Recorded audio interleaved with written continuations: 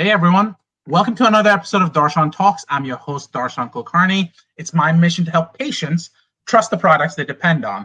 And as part of that, that includes clinical studies, that includes participation, and that includes being one of the people who might be involved in the studies that gets you there. So as you know, I'm an attorney, I'm a pharmacist, and I advise companies with FDA-regulated products. So if you think about drugs, wonder about devices, consider cannabis or obsess over pharmacy, this is the podcast for you.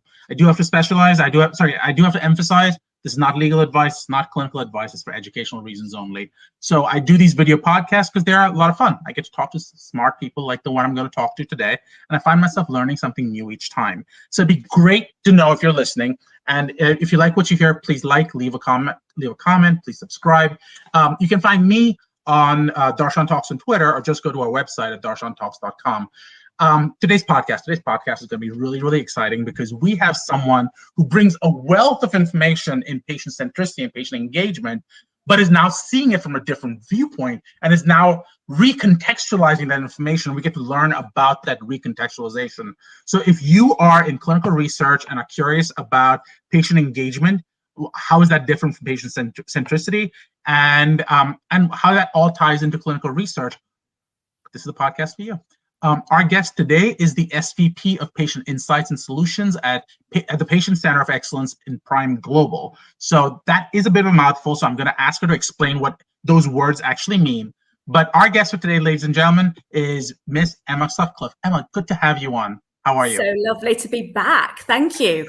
And I was just commenting before we went live that the last time you had me to do a podcast, I arrived without any makeup, without my hair done. I'd had a very busy day. This time I'm ready. You know, I have positioned myself in front of a bookcase, so I look erudite. If all else fails, I won't be leaving this podcast today with my children just saying, "Mom, that was awful. Never, ever, ever, ever go live without at least mascara." So, we are 100% better than last time. So that's great. I will say this. I'm very worried about myself, but I love the color of your walls, and that contrasts so beautifully with the white. Yeah. I'm trying to redo my house, and I'm kind of like looking at colors. So, this is the real world, isn't it? We're all working from home now. We spend so much time in our homes. It's some sort of dark blue. My husband is a head of art, so he would be able to tell you the exact color. But like I'm a medical biochemist. I can't tell you what the color is. But never mind. Fair enough.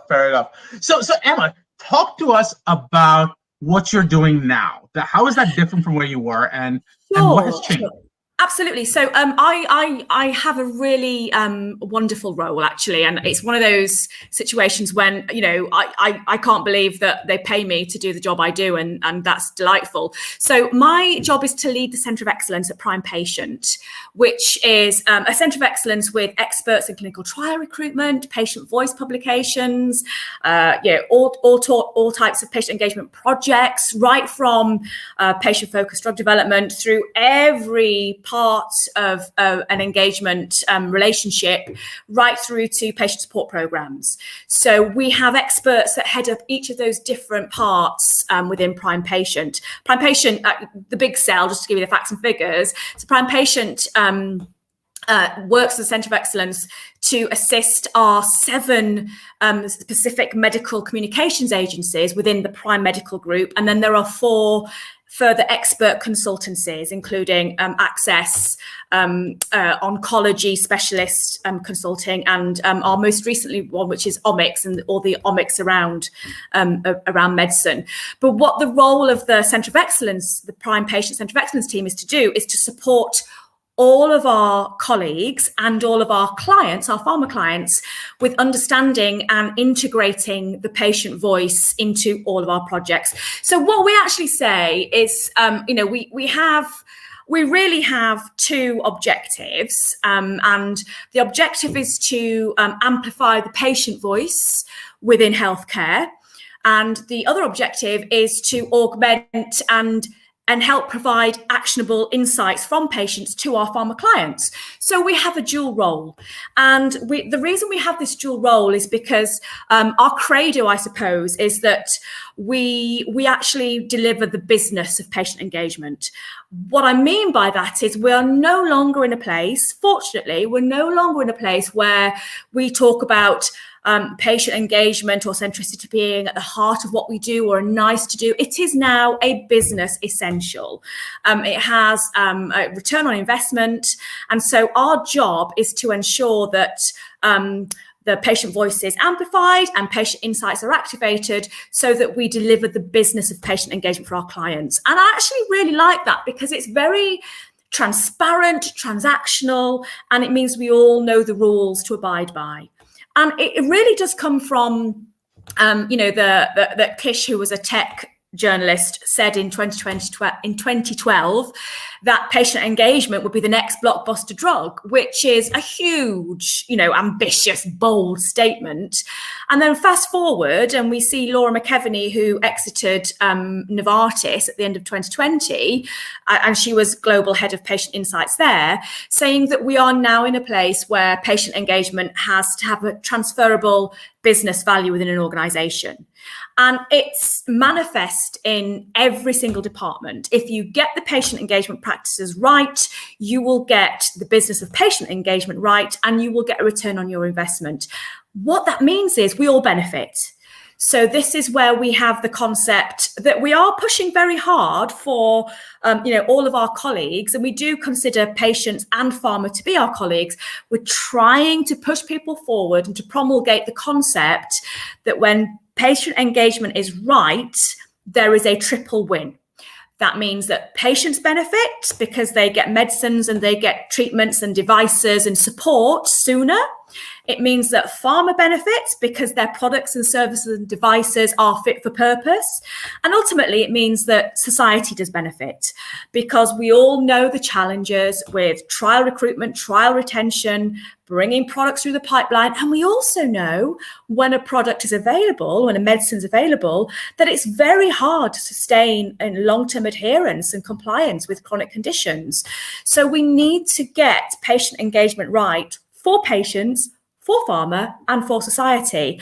And I'm really delighted that we are in that place now. It's almost that we've gone past, and I'm really delighted actually that we've gone past this need to explain to pharma why they need to have good patient engagement, because we are now there. And the reality is good patient engagement delivers that triple win. So our role really is to support clients with projects and support patients in their projects with pharma that ensures that we ultimately get that triple win. I absolutely love it. I'm waffling on a bit now, but as you can tell, it's getting that triple win concept front of mind and getting everybody to the same place at the table, different experiences, different expertise to offer, but around that table now, we are all here to deliver the business of patient engagement, to get that, to find and deliver that triple win. I think I love the idea of the triple win, but I'm going to challenge you on this because you're right. I think that bringing patients in only helps you in your long-term goals for your product, especially when you're in the rare disease state world. Yep. But let me ask you this question. When you have a small pharma company, yep, not extremely well funded, still trying to get its funding to make sure you get to a phase 1 or phase 2 or phase 3, it's really hard to talk to them even today about patient centricity. They're usually going, yes, that is for the AstraZenecas of the world and the Novartises of the world. We need to make sure that we have the funding to get to phase 1, to get to phase 2. Have you had the same success with the smaller companies that you had with the larger ones?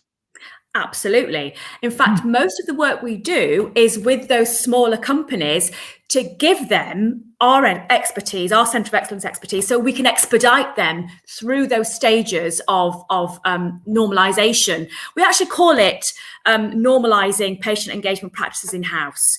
So our role as expert insights and strategists is to help them decide what spend they have, how they can get the best return for patient engagement, because nobody has endless pockets of cash. Of course they don't. And Right. this is a really important point, because it doesn't matter if you're a giant big pharma or a small biotech. The reality is there is scrutiny and increasing scrutiny over how pharma companies interact with patients. And we can see that happened actually quite a while ago now with the Sunshine Act and how pharma interacts with HCPs and with physicians. What we're now seeing is society saying, how are pharma spending money with patient advocacy groups, with patient opinion leaders? So there is a general call for transparency in what the relationship and the partnerships are anyway. So it makes every sense to make sure that there is a business engagement of the patient of patient engagement, so that all parties know what they're doing and what's permissible. What tends to happen with the smaller companies is they become, I don't want to sound condescending, but there is a confusion. There's conflation, I think, between actually what is promotional behavior or projects and what's actually completely appropriate behavior and engaging with patients. So if we look at where patient engagement fits, if we just take it could be a digital product, it could be a chemotherapy, it could be any kind of pharma product or service. And do bear in mind that patient engagement and support programs are considered adjuvant therapies in themselves. So let's just take a product A and we're taking it through that pipeline. So patient engagement delivers a return on investment for every single department in that pharma company, whatever the size of pharma company. So at the clinical trial setting, it's absolutely imperative that patients are involved in setting the clinical trial protocol, because we need to establish patient-reported outcome measures, patient-reported experience measures, PREMs and PROMs. They are now expected, it's not quite mandatory, but they are expected to be a part of that regulatory dossier. So our regulators and our health tech reviewers are expecting to see patient engagement at the clinical trial design level. So let's just stay in R&D. So if you get a PROM, a PREM, an outcome measure of some such, and you are designing that clinical trial protocol with the patient in mind and engaged, then you are going to get a clinical trial protocol that people will stick in and stay in through the program. That answers that very big problem and question around retention and recruitment in clinical trials. So not only are you setting up the trial to have something that the regulators are expecting, you are engaging with patients and keeping them in trials. What we also know is engaged patients become activated patients. And there is this measure called the patient activation measure. I'm not sure if you're aware of it. No, please explain that. So what the patient activation measure does is it looks at, it actually is it's 13 questions, and it's very bold statements and it's a Likert scale, such as, yes, I very much disagree, or yes, I very much agree. So it has broad statements about a person's health, and you can score it out of 100. Which is a bit of an odd mix, but trust me here, there are 13 questions, but you score out of 100. For every 10 points that a person goes up that patient activation measure, there is absolute correlation with their sense of self-control and their sense of self-health and their participation in global health. So actually, there's uncontested proof that patient engagement from pharma to patients pushes them up that patient activation measure. And that means for society, the outcome of that is people engage in healthier behaviors. They actually take their medicines, they're more compliant, they're more adherent to programs. And the end stage of that patient activation measure is they consume or utilize fewer health resources. So given just how much the bill is, globally and on a regional level for utilization of health resources, any engagement that increases the patient activation measure, that enables the person to take a more direct role in their self-care and uses less healthcare resources, is that ultimate triple win for society. So from early trial protocol through to regulatory approval, through to long-term, compliance adherence and less utilization of health resources, that speaks to that big global sustainability piece. And there's absolutely, I really sound very bold now. It's quite cavalier of me, but whenever people within a pharma company say, well, actually patient engagement is with R&D, or patient engagement is with medical affairs, or patient engagement is with advocacy or with corporate affairs. Absolutely not. Patient engagement has to be a part of the organizational, the normal business essential for every department in pharma. You don't need to give us that work. I'd be delighted if you would, because we can help you secure ROI for whatever stage of engagement you're doing. But, if you take one thing from this message, is that there is no excuse for not approaching patient engagement from that ROI. It's the business of patient engagement that we are now in the practice of. And what you can see from the advocacy groups and from patient opinion leaders is they are really welcoming that new attitude too. They also want to be part of the triple win. So as far as I'm concerned, we are in that wonderful, brave new world where we can actually engage as experts in our own experience. So the job that we have really at the Prime Patient Centre of Excellence, is to ensure that we are establishing those business essentials in those relationships. We are quite bold in taking up this new role, which I've been in place since April.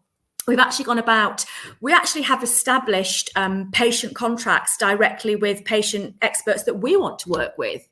So from the outset, we're saying, actually, we are going to create, business contracts so that each part of the party knows what is expected of them.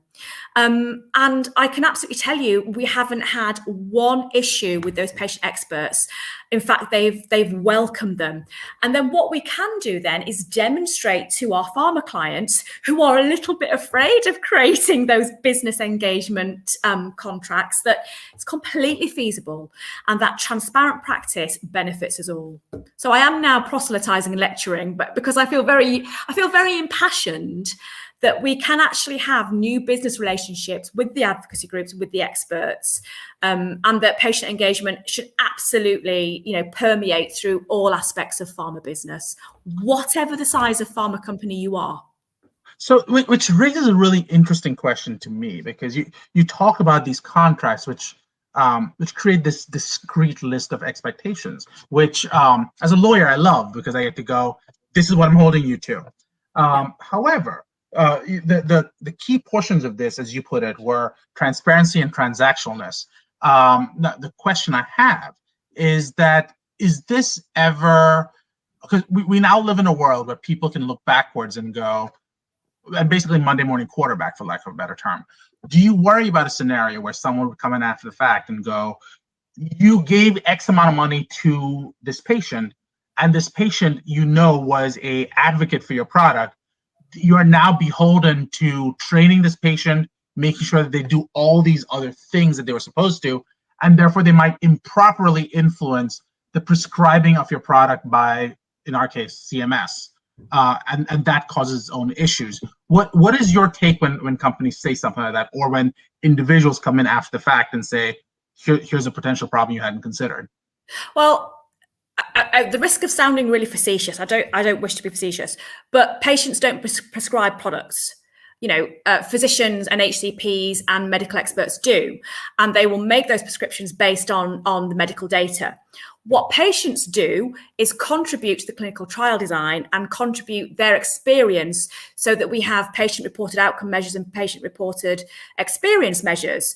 What they do is they make it sensible so that when the product or the medicine leaves the clinical perfection of a trial, that actually it will perform in the real world. So what is actually happening is that we are protecting the long-term safety and efficacy of a product, so that when that patient is no longer in a trial, when that patient perhaps we're coming out of lockdown, when that patient isn't seeing their physician as much as we're used to, that product, that device, whether it's a digital therapy or a patient support program or a straightforward medicine pharmacotherapy, that it's actually been ratified in the real world setting much earlier in our system. So what this does is it actually increases the safety of the approval system. So the first answer is, patients don't prescribe products. So that medical experts do. But there is no doubt whatsoever that including the patient experience in product design and development, and then this is why the regulators are starting to ask for PROMs and PREMs from clinical trials, because those products and devices need to translate into the real world. So we have spent most of our pharmaceutical lives focusing on translation from the lab to a clinical trial. What patient engagement catalyzes is that translation from the clinical trial to the real world. So there is absolutely no doubt that the benefits far outweigh the concerns. What do you do with any concern? You get in front of the concern and you deal with it. You manage the risk. You don't let the risk manage you. So, I have no doubts whatsoever that all of the pharma companies I work with, their practices and their compliance with patients is absolutely top rate. Because let's remember, this is the most heavily scrutinized and regulated industry. So in actual fact, what happens is the smaller pharma companies become too concerned about the wrong kind of interaction with patients, the wrong kind of patient engagement. So that puts them almost in a paralysis. So again, it's our job, and it doesn't just have to be prime patient. Of course, I lead prime patient. I want people to buy our services and strategy. Of course I do. But anybody who is a consultant will actually work with a pharma company and know their stuff and make sure that these practices are fully compliant. That's why leaders like myself, we put out white papers and we put out case studies. And that's why groups like DIA, they actually try and put case studies out so that people aren't, paralyzed by the fear of what might happen. So, it's as simple as sitting down with the compliance people, sitting down with the patient experts, sitting down with the regulators and making sure this is the business of patient engagement. Are we all delivering a transparent, transactional business of patient engagement? 9 times out of 10, the answer is, of course we are. That 1 times out of 10 means, what do we need to do to make it appropriate? Now, tell me again, in your role at Prime Global, do you tend to work globally or do you tend to be UK and US, like, do you have a region? Yeah, well, mine is a global role, and the Centre of Excellence is a global role. And in fact, we're just as soon as the it's fine to travel again. We'll be over with our West Coast American clients and patient groups there, and we're going to be doing some work. We're launching some new products and services. We're launching a patient voice publication, and we're launching patient insight positional papers. Wow. Again, working with patient groups and with clients to understand the business of patient engagement. So, the plan is for us to be doing that after Labor Day, which is hopefully when the US will be back open for business travel when it's safe to do so. But no, I mean, the hard sell on Prime, and we we just opened our 8th office, I think, in San Diego, but we have offices worldwide. So it's a global role, and it's important that it is a global role. And I'm currently, I'm not going to give it away, but I'm currently recruiting for someone who is a very, very trusted big name in patient engagement platforms, platforms that lead to clinical trial recruitment. And that is specifically a person who can be based in the US. I'm trying not to say he or she, so that they have, an absolute understanding of the nuances and the regulatory differences. So no, we have a global reach, and it's essential that we do. Of course, what we do in one region affects what we do in another region. So it should have the right knock-on effect. But no, we have global reach, and I think at the last count, I think we're at 305 people globally. That's not the patient centre of excellence, but what is always, this is what I've always loved about agency life, and I've worked pharma side and I've worked agency side.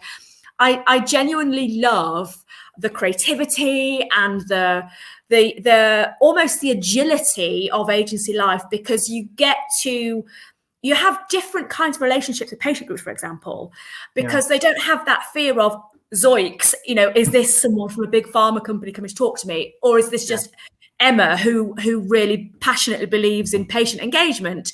So you have a really privileged position. It's a lovely aspect to agency life that you can also advise your pharma clients. Hang on, that's not quite right. Or hang on, you need to be a bit bolder. Actually, you can do more than you're limiting yourself to.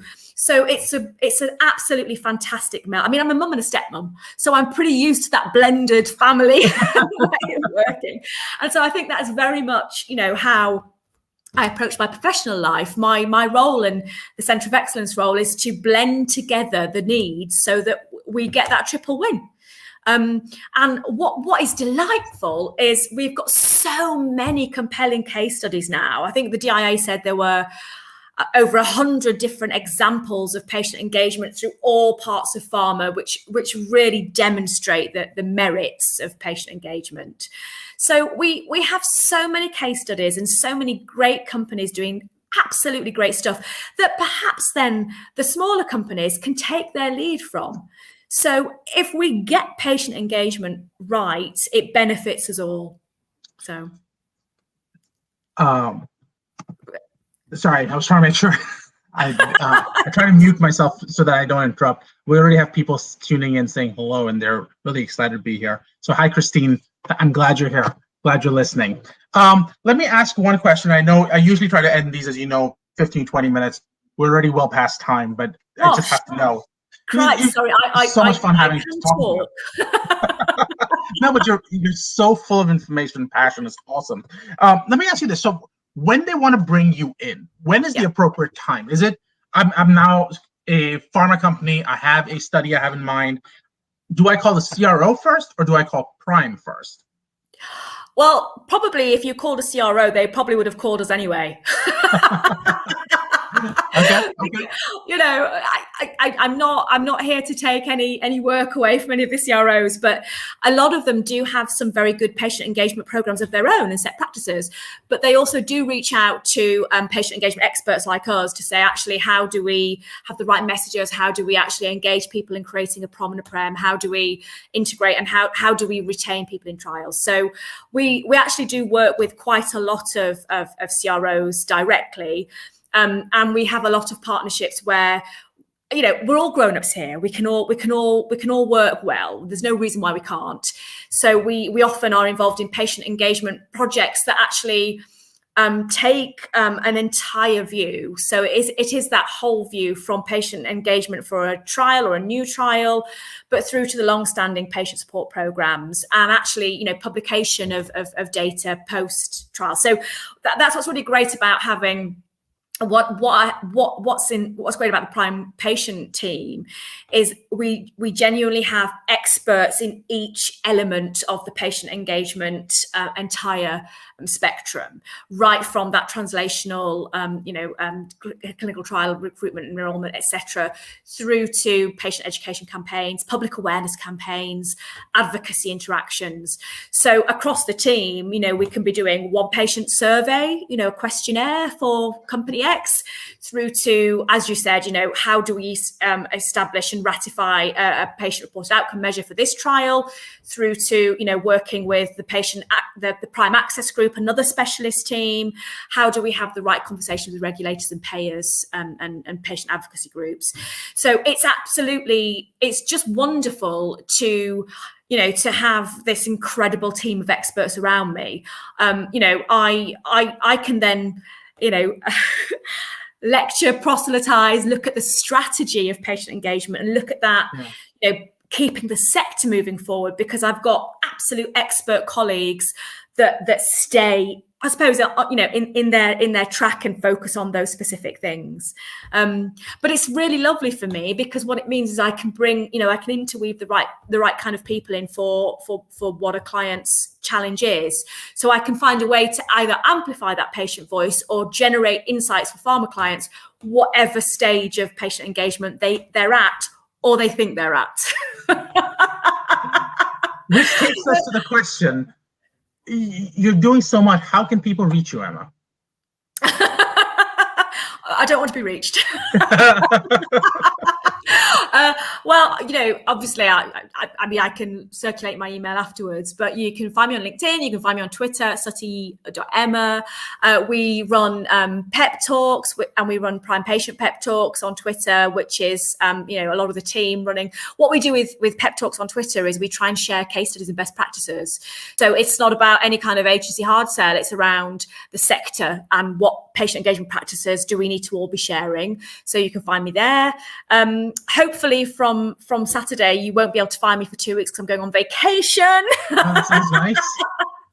But yes, just send me an email or drop me a message on LinkedIn or Twitter. It probably does sound really trite, but we've got such experts in prime patient that there will be someone that will be able to help with whatever your patient engagement challenge or insights challenge is at any part of your engagement program. That's awesome. And it is awesome. Isn't it great? I get to work with great people, and we work with great people.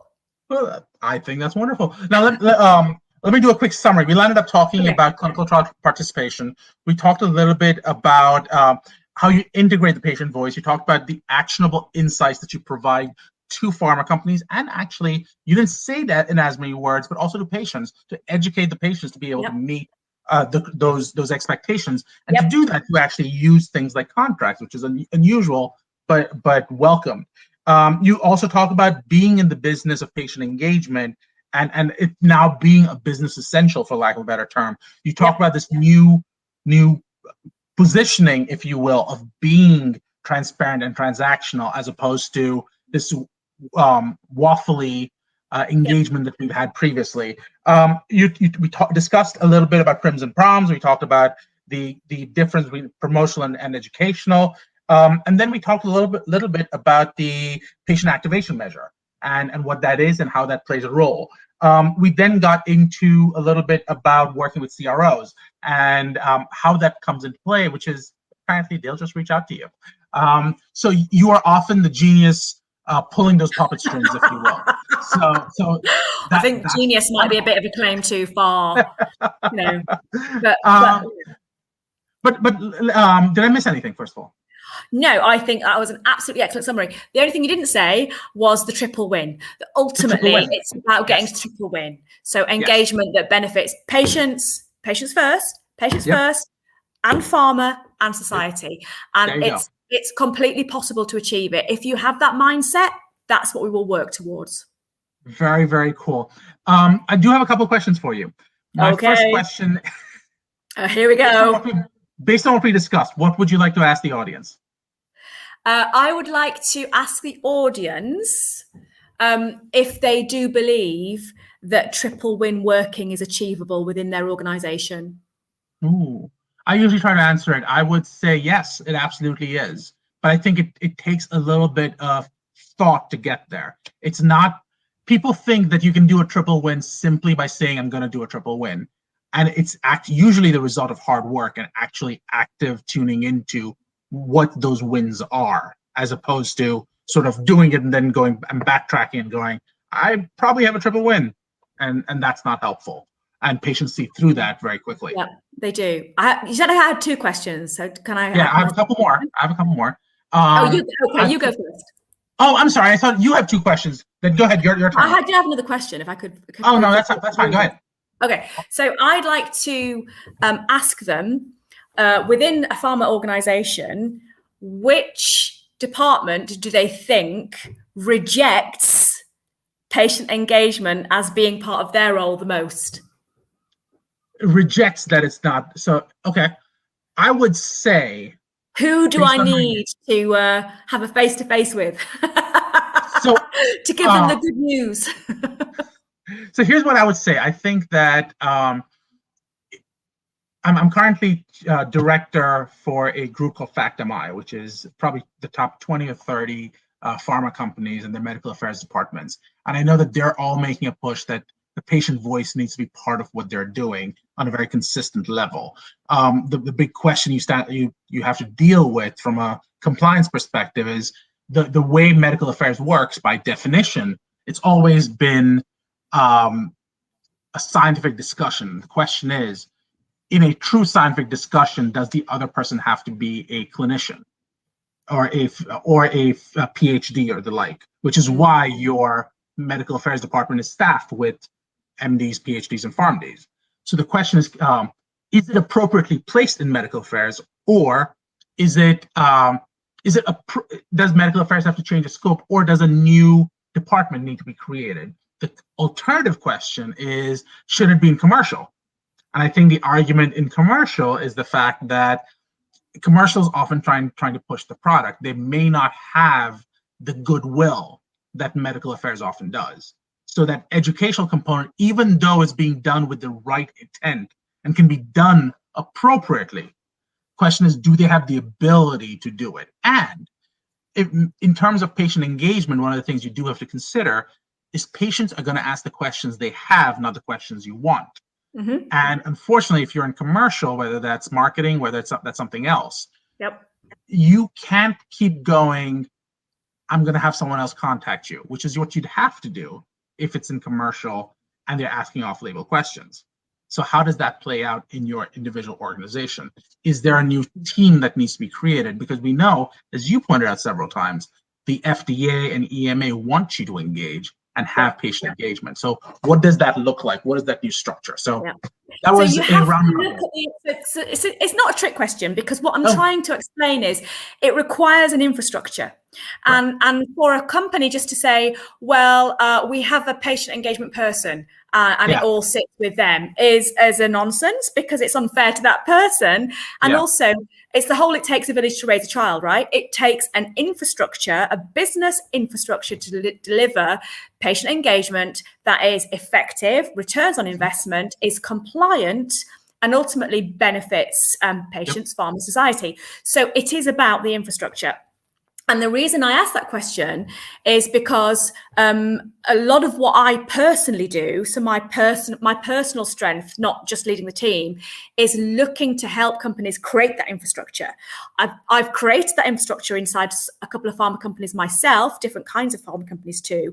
And I've helped to co-create that infrastructure with my pharma colleagues in their environment. And a lot of what I personally have to do is literally lobby and help present internally. And we call it our Pep Talks program, which stands for, well, Pep Talk is Pep Talk, but it stands for Patient Engagement Practices.